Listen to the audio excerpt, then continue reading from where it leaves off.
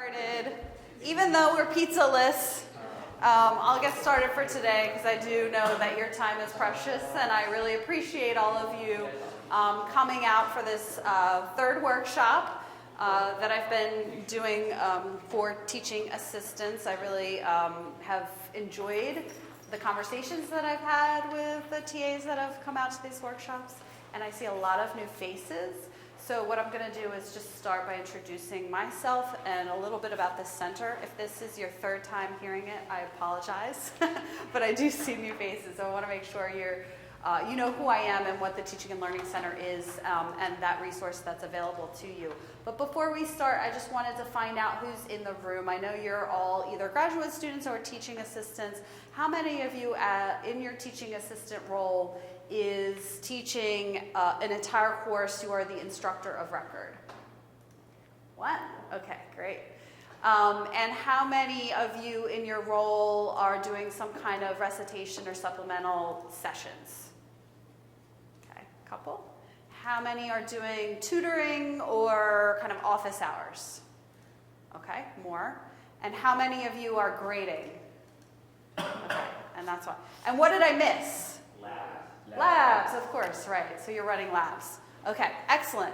So one of the things that I've been saying about these sessions in general is that I think that there is some specific value that you can be using right away in your teaching assistant positions, but I also see some of the general value of just kind of educating you as learners, because you are still learners, not just as graduate students, but hopefully lifelong learners. And I think there's a lot of value of thinking about how we learn.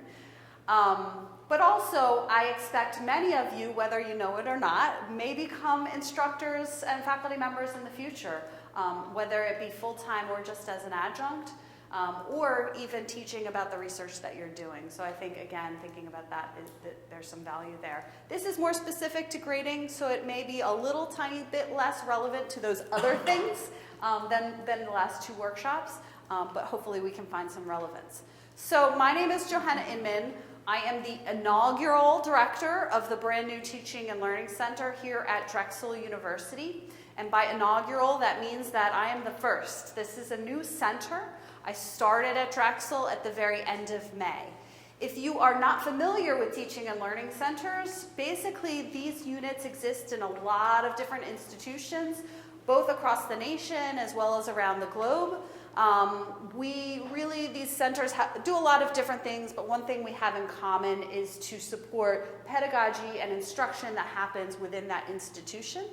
So as you may or may not know, instructors are typically hired because they're experts in their fields, they're experts in the content, but they may not have any formal education around teaching, and that's basically the gap that teaching and learning centers fill. So if you do become an instructor, full-time instructor one day at another institution, go find your teaching and learning center because they can help you a lot. So I'm new to Drexel University. I'm not new to the world of teaching and learning. I was at Temple University for 16 years prior to coming to Drexel. And I'm also an educator myself. I've been teaching, if you can believe it, for 19 years this fall. I started as a teaching assistant, as an instructor of record of my own course. My disciplinary background is in the fine arts, but I've also taught writing intensive courses, general education courses, and for the last 6 years at Temple, I've been teaching in the College of Education, a course that's on teaching with technology in higher education. Okay, so for this workshop today, our kind of goals are to reflect on how we determine and share grading criteria, grading standards, and evaluation criteria. So we're going to break this down a little bit, and I was going to start with a conversation about our pizza, but we'll hold off when it gets here. We'll be able to do that a little bit more. I want you also to think about feedback and the importance of feedback to the learning process. I'm going to make a kind of case that that's one of the arguments for why grading is actually important. And then we're going to leave with some strategies that will help you be both effective and more efficient in your grading. So I was reading the description for the workshop today, and I was like, did I overpromise? Because there's kind of a lot of things that I said we were going to talk about, and I do want to start with there's really no magic bullet for grading, right? That it is one of those things in the teaching and learning process, if you talk to most faculty, they do with kind of like dread. But I will say, I want you to think and realize that grading is important, okay? That there is really value in it. And part of the reason there's this kind of dread is that we don't have really efficient or effective methods to grade. And so we may be doing a lot of work that feels like it goes unnoticed, that we don't see a lot of thinking about that first workshop. Anyone come to the motivation workshop? No? Oh, you guys missed that one. Go watch that on YouTube. Really important piece of motivation is value. Valuing what you're doing. And so what we have to do is think about why grading is important. Think about the value added by the grading process. So if I asked different people around the institution why grading was important and what was the value, you'd probably hear a lot of different things, right? You might hear from the assessment office that it's important for accreditation, we need to have these standards and make sure that our students are reaching certain criteria and standards. You might hear from department heads, about the program, that it's really important for the program. Maybe it's important for rankings, things like that. You might hear from deans something similar. You might hear from students. What might students say? Why is grading important to them? GPA. Why is the GPA important? Maybe they want to go to medical school. Maybe their scholarship or something like that is dependent on their grades. Maybe their parents are like, you better get good grades, those kinds of things. It's also been really enculturated into them often, that the grading process. So my perspective in a teaching and learning center where we're really always thinking about students learning, and what I want you to think about some of the value for grading is this principle, which is found in this book. If you were here at the TA orientation, I told you this is one of my favorite books on teaching and learning, because what it does is it takes a lot of research on teaching and higher education, and it condenses it to 7 principles, and in layman's terms, gives you very specific strategies that you can use in your courses to improve your students' learning. But one of the principles, this is chapter 5, talks about goal-directed practice and its importance coupled with targeted feedback and how that's critical to the learning. So what is goal-directed practice? What is feedback? Let's break it down for a minute. So they have this beautiful illustration that really looks at this cycle, what they're referring to as the cycle of practice and feedback, okay? So as an instructor, always, everything that I'm doing in designing my course and designing my assessments and designing my learning activities, I should be centered on my goals. What do I want my students to be able to do? What skills do I want them to build? What ways do I want them to think? What knowledge do I want them to have? How do I want them to be different as a result of the learning experience in this course? As a result of this assignment? As a result of this assessment? Whatever it is. And those goals should be then directing practice opportunities that we give our students. Practice opportunities are going to look different in a lot of different contexts.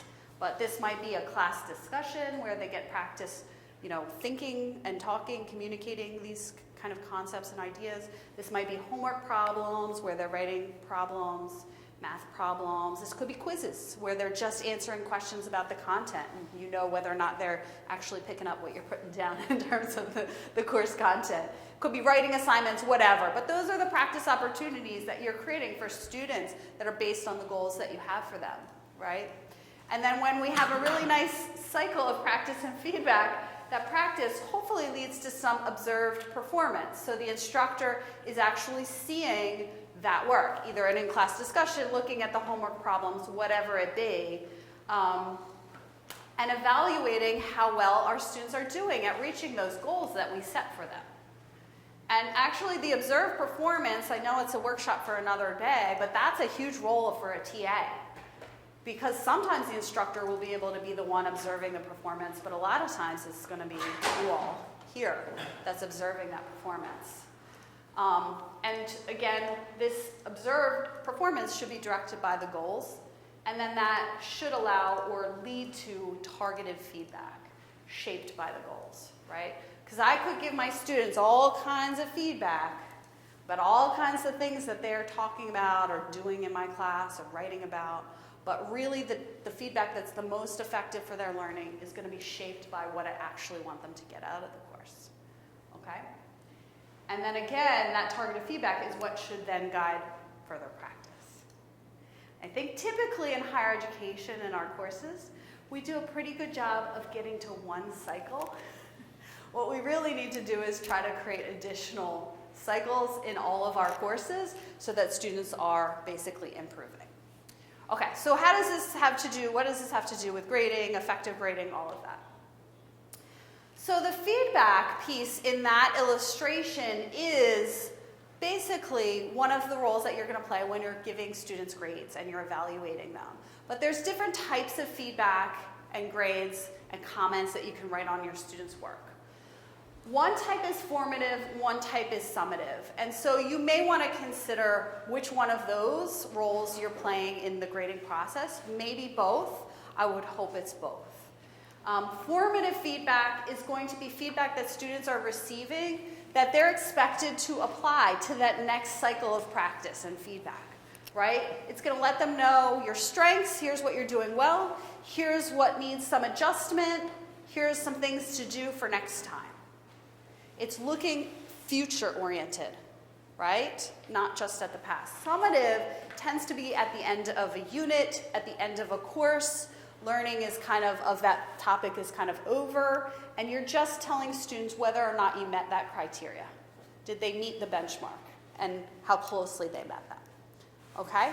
So if this is where you're living as a TA, that's okay, but you may want to think about, is there a way that you could still be encouraging students to think about future contexts where they could apply that information, okay?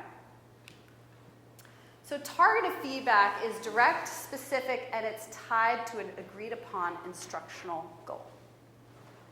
Okay? It's specific, tied to an agreed upon goal. Really important.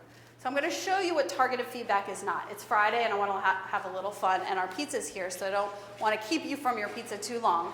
But I do want to share with you this kind of fun video that I think illustrates the opposite of targeted feedback, and hopefully what we're not doing as graders. Really? Let me explain how this works. If these are regular tests, what I would do is I would find the smart students mine. I would mark hers first. And I'd use that as my answer key. But these are essay questions. Now, if I were to read these, it would take forever. So I don't. So I look at the highest mark in the class. There she is. So that's my answer key. Oh, you already know the answer? Sometimes those are better. I gotta give her a mark, a couple circles, and then sometimes too vague. Right. That way I don't have to give her 100. Yeah, I don't keep need it to mark realistic. 96. I give her a little more than she has going in. That way she won't come back. Right. Challenge me. That's a good system. Jimmy, what are you doing?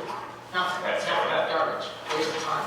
33, there's some words there, but I have no time to read them. So, then I get angry. Jimmy, ridiculous. This has got to stop. You can say the same thing to you. Okay, you got the system? Yeah, that's a good system, buddy. Give me those ones. You want me to mark it? Don't really mark, you just All right. put marks on it. You put a circle, you That's circle it like up. a forger. Okay, here's Mike. Now, Mike has got a 62. You should give him an 80. Give him an 80, make his day. Right. Okay? And he goes home, his parents are excited. I like that. Finally. Like you've been rooting for him the whole time. Yeah, about time. Thank you. This person, Sean, I don't like her. It drives me nuts. Right. So what I do is I fail her on the exam, but I just give her enough to pass the course. I don't have to teach her again. So it's like a lot of check marks, some question marks, underlines, some things, a couple good comments. Mediocre. Use that one. That's a good one. Happy face, smile. That's disturbing. You are almost a teacher. Okay. So can anyone tell me why that is not an example of targeted feedback. Thoughts? And I know it's a silly kind of illustration, but what is not targeted about it? Go ahead. It's not actually targeting anything. It's not. Yeah. What is it targeting? It's arbitrary. It's arbitrary. Okay.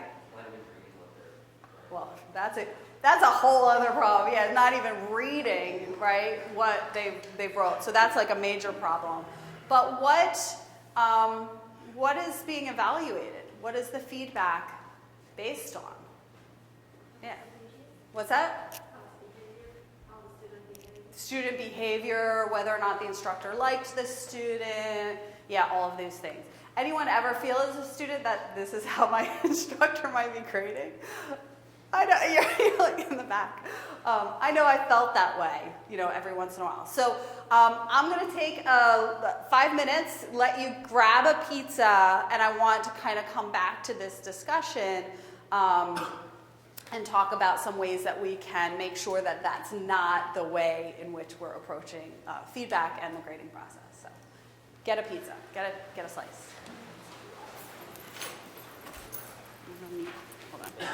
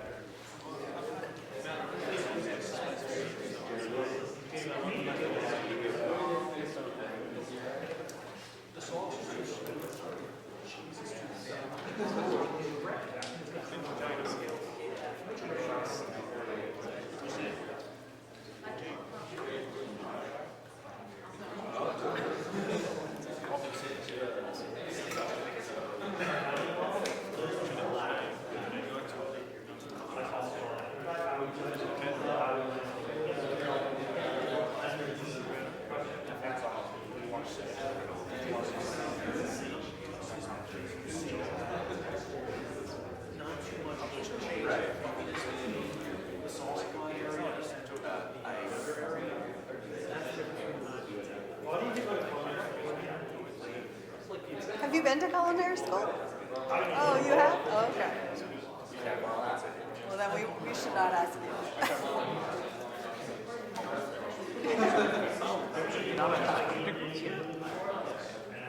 Oh, never mind then.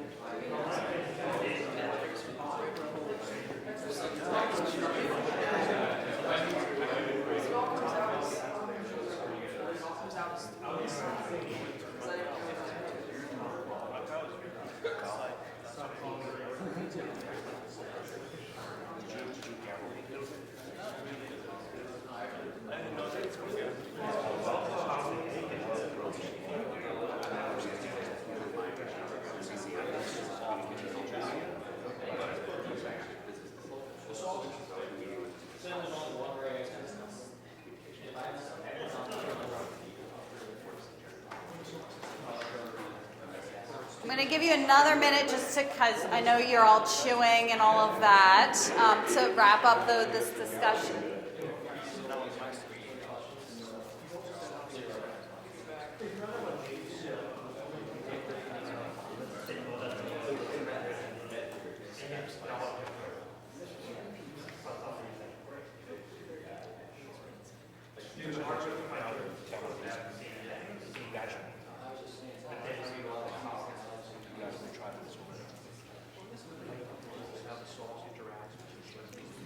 Okay, so I want to start just by asking, before you had a chat at your tables, how many people, and don't take offense to this, David, but you might want to take note for next time.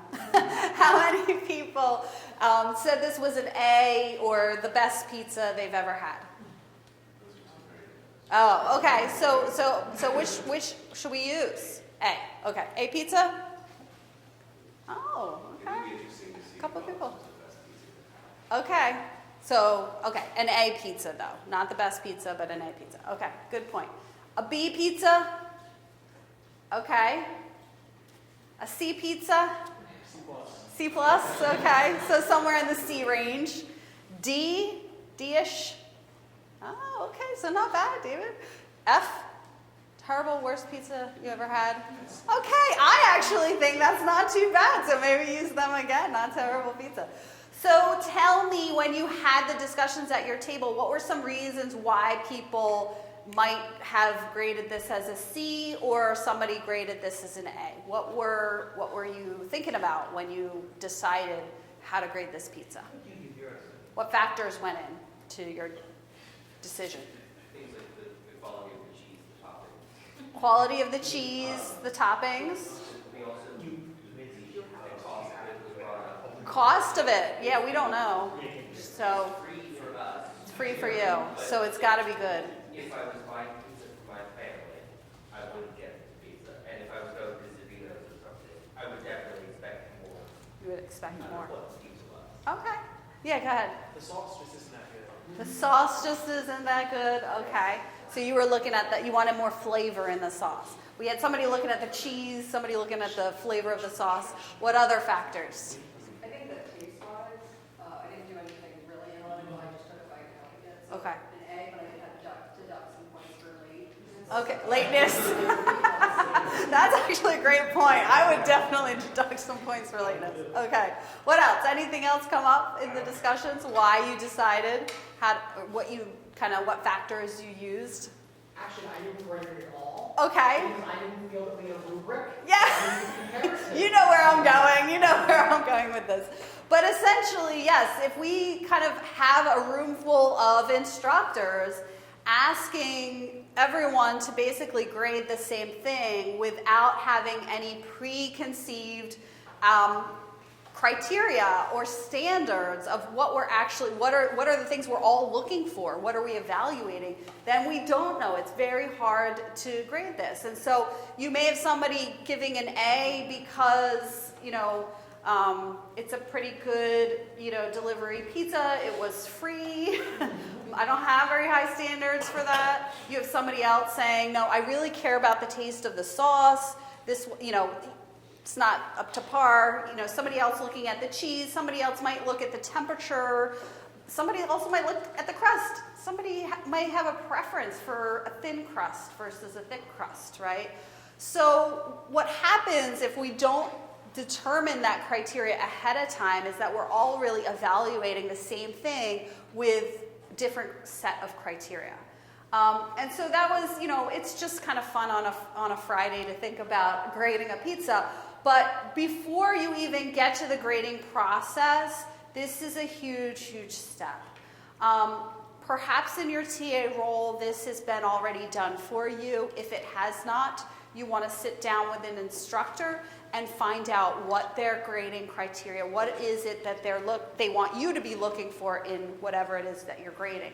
So before the grading begins, one of the ways to develop your criteria is to say, okay, what do I want my students to be demonstrating in this problem, assignment, paper, whatever the thing is that I'm grading, class discussion, whatever it is that I'm grading, I need to, before that even happens, step back and say, what am I looking for? What do I expect my students to be able to demonstrate in this? Typically, in most assignments, typical assignments like a writing assignment, homework problems, things like that, you might want to look for 3 to 5 criteria. When you get kind of higher numbers, it can be overwhelming to students as well as you as graders. So it can be challenging to think about really what are the key 3 to 5 criteria.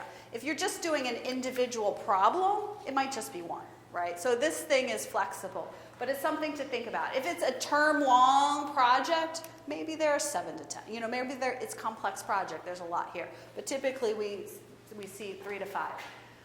If you're having a hard time deciding, because it can be hard, what are 3 to 5 things I'm really expecting to see in this paper or in this journal entry, you can start prioritizing by saying, okay, what are the goals? What was the goal of the course? What is the goal of this particular assignment? Hopefully those things are aligned.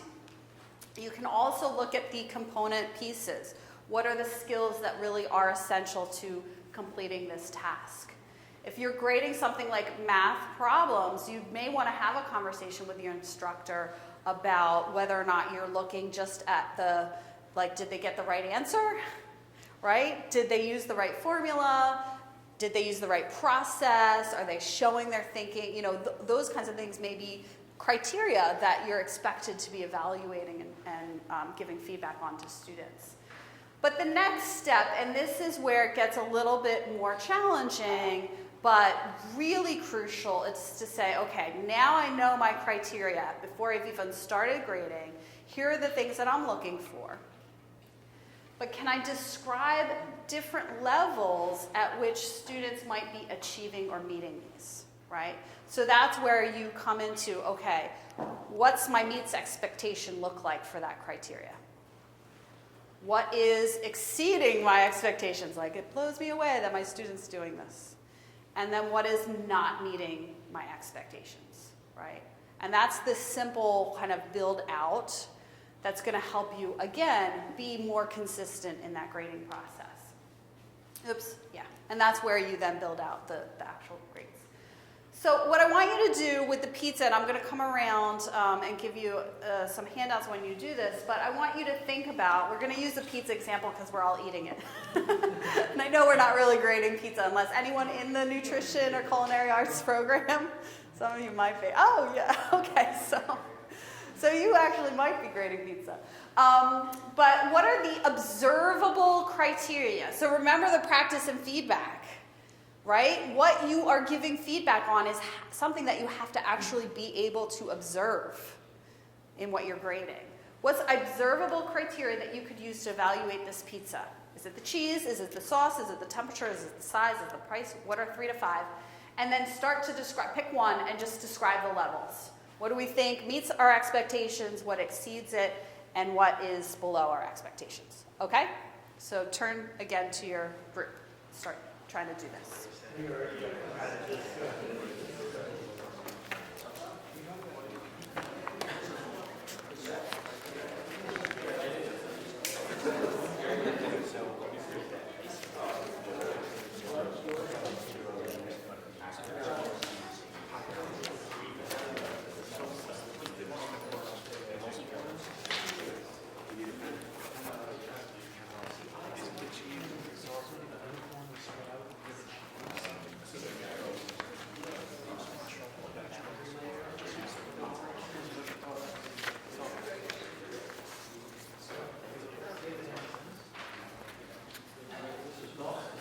Somebody sure.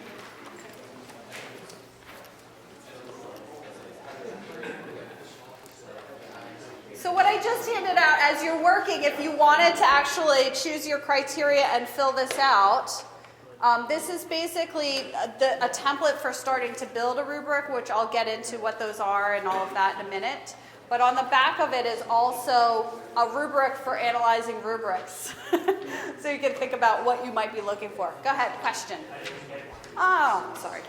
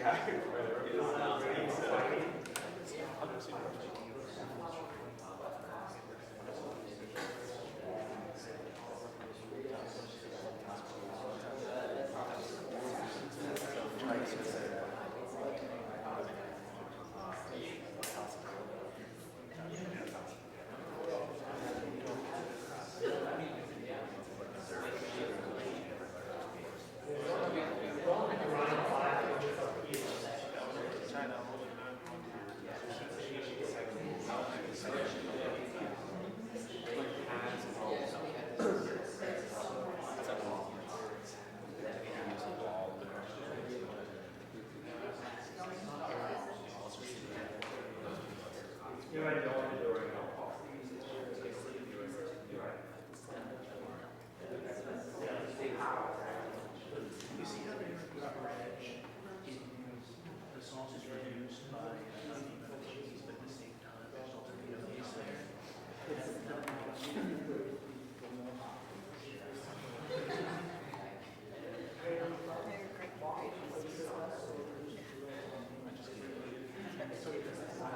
I'm surprised. You guys really like the piece. I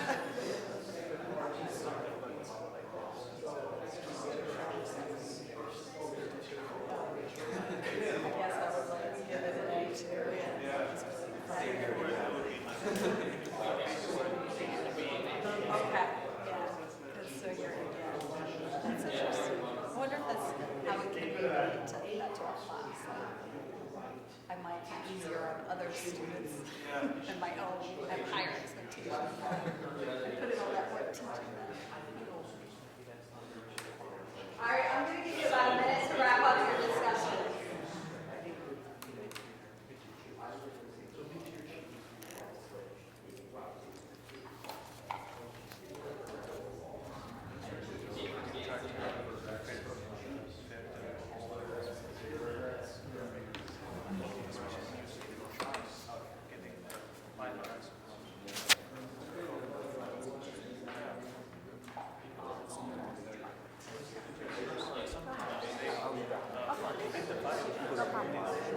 Nope. No, thanks for letting me know.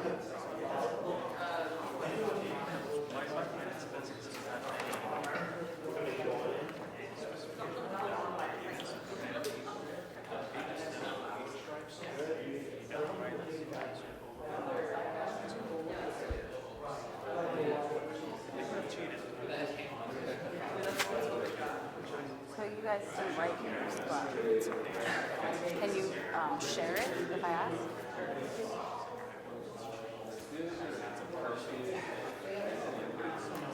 Okay, so I'm going to ask you to just call attention forward, and I would love, I know actually a couple people filled out the rubric, which I think is fun. You now have a pizza rubric that you can use to grade pizza in your future. But I'm wondering if one or two of you would be willing to share what criteria you determined, and then the performance levels, the descriptions of the different performance levels that you came up with.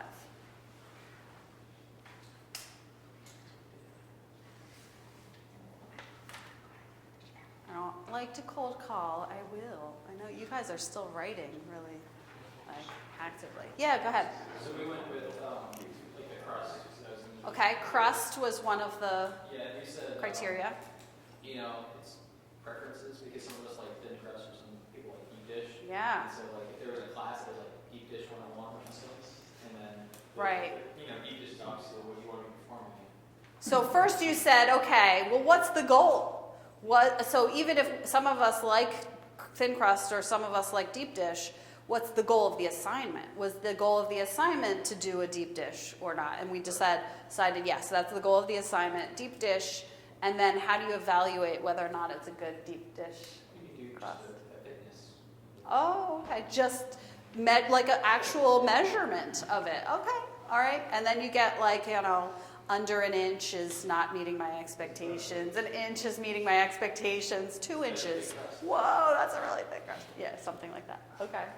We also talk about Okay. consider whether, like, at a baseline, the crust needs to be cooked. Okay. So they discussed the crust as well, but it was about actually cooking it through. That's It's not the raw. first thing. We talked about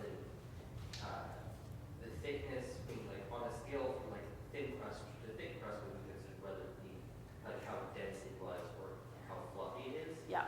Depends on how thick Yeah. it is. Great. So a good crust would be something that is like thin and crispy or Okay. have some crunch to it, Okay. but not something which is thick and crunchy. Thick and crunchy, no good. But Okay, so you're allowing within that rubric multiple ways to approach the assignment, but if it's this, then this. If it's this, then this. So like a mediocre crust would be like medium density and medium thickness. Okay, great. All right. Any other criteria that you, yeah, go ahead. I talked about the sauce.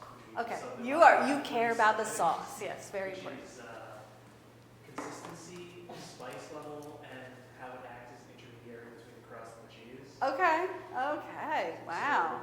A good Definitely have sauce- some culinary background at this table. Yeah, A good sauce isn't going to be too spicy, but it's also not going to be bland. yeah, It's going to have the right level of water, so it's not going to be tomato based. right. And it's going to let proper heat conductivity go through from the crust to the cheese. So it's just very important that Yeah, all of those things are balanced. yeah. Great. I love that. And yeah, anyone else want to share anything other before I move on? So one of the things that I will just want to say is what we just did here in these little circles is some norming around our criteria, okay? So, but we still in these kind of little pods developed, okay, here's my criteria and here's our expectations for these criteria. But we still, in terms of crust and crust, had some different expectations for our crust, right? So you can really kind of go down a rabbit hole with this, but at the same time, it's good to acknowledge the fact that course-to-course standards and expectations may be different. Instructor-to-instructor standards and expectations may be different. If you're a TA that's grading in a course with other TAs that are also grading in the course, I highly, highly encourage you to sit down and do this activity, not with pizza, but with some of the things that you're being asked to grade. Hopefully this is something the instructor is already doing with you, but if not, I would encourage you to do it on your own. And then once you've developed this, the next step is actually using what you've developed to grade something and make sure that even after this is developed, we're all kind of getting close. We're not going to be exact, but we're going to do some grading norming. Go ahead. Another suggestion is when you're putting together a rubric, it should be a combination of subjective and objective components. You don't want it skewing all one way or another. Yes, if you can, depending on what you're grading in the assessment. But what he's saying is essentially that, like, we had some scientific measurement here of we're going to actually measure the size of the crust versus something that might be a little bit more objective, which was density. I don't know, unless there's I don't know culinary arts enough to say. You might be able to find a scientific instrument to measure the density, but that's probably kind of a thing that we taste with our mouths, right? Okay, so this is kind of something to think about. And one of the things is that essentially the other reason we did this activity was because you are well on your way to developing a rubric, okay?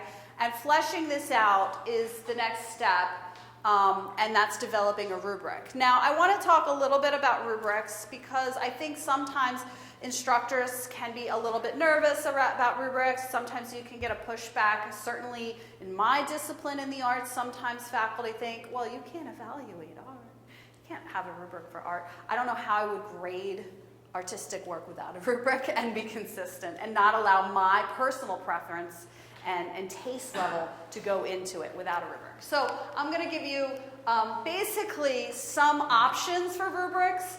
If it's overwhelming to you to think about this, the very least that you could do is create a checklist. So that's that first thing we did. What is the observable criteria that I'm looking for in this thing that I'm grading?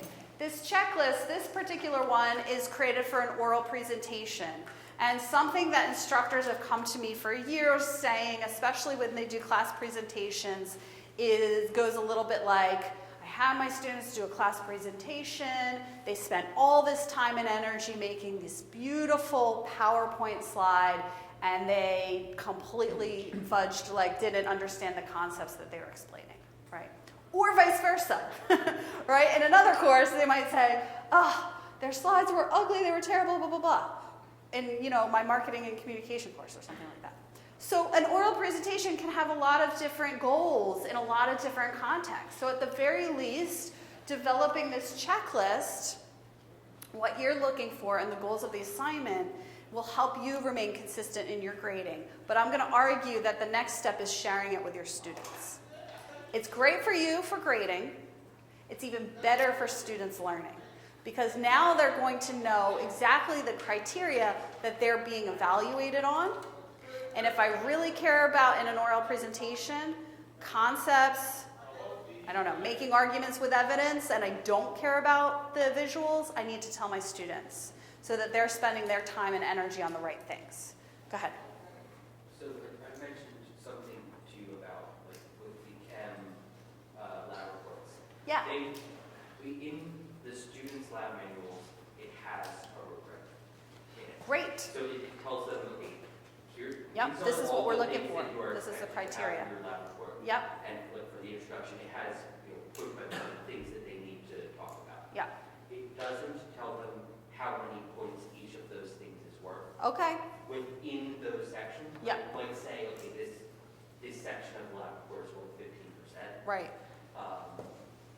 And then, when I'm looking at the Turnitin version of this rubric, it has every single one of those points that is listed there. Yep. For what they have to look at, and will give me a scale for how many Yeah. points those things And that's really also important. Thank you for mentioning that, because I kind of forgot when we were talking about that. That was a point that I wanted to make, is once you have determined that criteria, the next step is also to determine, are they all of equal value, right? Do I care about those things? Are they all priorities of equal value? Or is something important, but it's less important than this, right? And so prioritizing the criteria is really important in assigning points. So so that's something next to consider. This is what we refer to as a holistic rubric. So depending on what you're grading and what you're evaluating, this is another option. This is also for an oral presentation, but the approach is to just describe what an excellent oral presentation looks like, what an adequate presentation looks like, a limited, and a poor, okay? So there's just a holistic description of that thing that includes the criteria in that description, okay? I am a big fan of the analytic rubric. This is basically what I kind of provided as a template for you today, where the criteria is built out. Again, it could have percentage points assigned to it, but there's a description of the different performance levels for each of those criteria. And I'm going to basically make a big pitch to you if you are interested in using this. The way that you can save the most amount of time and give the most effective and efficient feedback to your students is by building this into your Blackboard Grade Center. So in all of my classes, I build out the rubrics for the assignments, and then when I go to grade, the rubric is shared to my students ahead of time in Blackboard, and then when I go to grade, basically I'm looking at the assignment, and I'm clicking tick, tick, tick. 3 or 4 or 5, whatever criteria you have, clicking my mouse 3 or 5 times, whatever the rubric says, and I'm giving all this feedback to my students, right? About where the specific criteria I'm looking for and where they fall on that specific criteria. It's all built in. So there is some time in the front end of this to develop the rubric, to put it into Blackboard and things like that. But if you're grading hundreds and hundreds of problems or papers or things like that, this can actually really save you a lot of time in the long run. And then I also then give my students some additional comments to them, right? So I'll click, click, click, and then I'll give them some feedback, okay? So some of the arguments for using rubrics, certainly the arguments again are the time. It does take some work to develop a really good rubric. My rubrics I'm always reevaluating, so as I'm using them every where I used to teach semesters. But especially the first couple times I've taught it, I thought, oh, this is not here. There's this thing that I'm seeing in this work and it's not here. I need to adjust for that moving forward. But at that moment, I will not grade for it because it's not in the rubric. It's kind of a contract with my students of what I told them I was evaluating them on. But it's something food for thought. So you can develop these over time too. But some arguments is, one is this is going to provide a guide to structure those observations again. Like thinking about the practice and feedback and you're observing their performance, you want to make sure that you're really structuring the feedback that you give them. You could get in an oral presentation, like I said, you could give them feedback on all kinds of things. But these are the targeted things. These are the things we're working on in this learning context. It's going to really encourage your students to reach higher standards. Again, when we're sharing those standards, they're more likely to meet the highest one, right? When we're not sharing the standards, they may have no idea what meets expectations and what exceeds it. And I can tell you from working with faculty now for over 7, 8, even longer years, the expectations wildly vary from instructor to instructor. So you might assume that they know what you're looking for. Your students don't know what you're looking for. Students target areas that need improvement. So again, giving that targeted feedback, they can know, okay, I'm doing really well with organization of my content, and I'm doing really well with, using evidence to support my ideas. But I have not done, I can't think of another one, I have not done this thing, and I need to really work on this thing for the next time. And again, that going back to that formative feedback, you need to say, in the next thing, here's how you could do better. Here's how you did on this. In the next thing, here's how you could do better. I mentioned this already. How your criteria differs from your colleagues encourages students to be reflective. So one of the arguments against rubrics that sometimes faculty make is nobody's reading the rubric. I give these rubrics and my students aren't paying attention to them. Depending on the assignment, I have students submit the rubric with the assignment filled out by them. So they are self-assessing themselves. And this does a lot of things. First, I know they read the rubric, so they know what the criteria is. But it goes a really long way of them evaluating how well they've done. And students, by and large, I find, are pretty honest with this. So you have the student who's expecting an A, I've always got an A, blah, blah, blah, will be really reflective when they complete that and realize, you know what? might not have done this thing. But then they also might do it early enough that they go back and do that thing, and you get better work. And better work is easier to grade than not as good work. Okay, but here's the argument that you were waiting for me to make the whole time, is that this saves you time and reduces grading disputes because you've been really explicit about what you're looking for. You've been very consistent in the way that you're approaching grading, right? And especially if you do the self-evaluation, students already kind of know. They're already knowing a little bit about what they know and what they don't know going into before you've even graded, okay? But I have another handout for you. Where are we with time? We're out of time. And this is the one that I said to somebody, I said, this is the juicy stuff, don't leave without it. Here are additional strategies for fair and conflict-free grading. And then I also have some time-saving grading strategies. And so there's some really effective time management things that you can do to improve the grading process. I can't promise that you're going to love it, but I think you can appreciate it, value it a little bit more, make it a little bit more effective. I also, here's a quote. I'll skip this, but from an instructor that basically says grading was cut in half. I also wanted to share this since this is the last workshop in this series.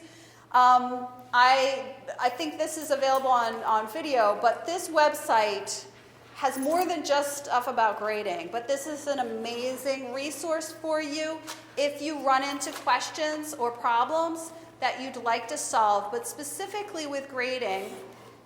This website is Carnegie Mellon's. It's on Carnegie Mellon's Eberly Center website, so it's their teaching and learning center. And you go to this identify a problem, and there's all these kinds of things that can happen in classes when you're teaching. But I'm going to come down here to grading and assessment, and there's a bunch of ones just for grading and assessment. But here's one that we all want to figure out. Students complain about their grades. This will happen. You'll have this, and you're going to want to know what to do when it happens.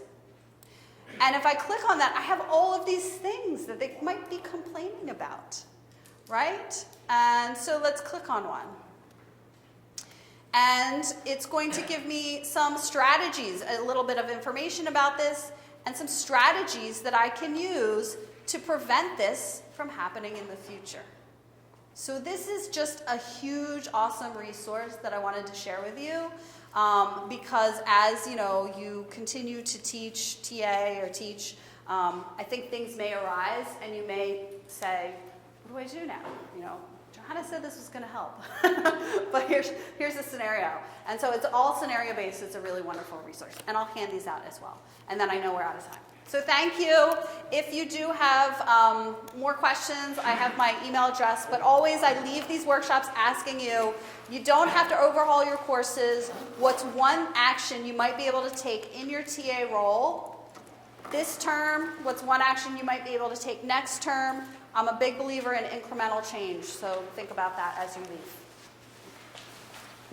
There's my information. You're welcome.